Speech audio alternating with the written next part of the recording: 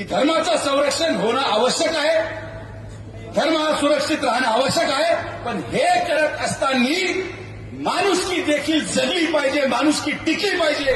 पण या शिर्डीमध्ये या कार्यक्रमाला सकल हिंदू समाजाच्या मोर्चामध्ये आमच्या शिर्डीचा भगवा कपडा घालून अबू शेख देखील या कार्यक्रमाला आलेला ही बाबांच्या आशीर्वादाने तुमची आवश्यकता महाराष्ट्रामध्ये जास्त आहे. शिर्डी आम्ही पाहतोय, आमचं हळूहळू चालू आहे.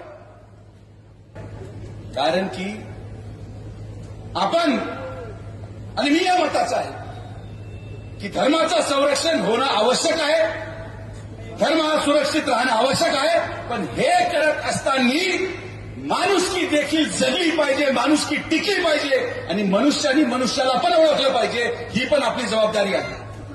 आज मी तुम्हाला दाखवतो शिर्डी काय आहे की आज या शिर्डीमध्ये सकल हिंदू समाजाच्या मोर्चाला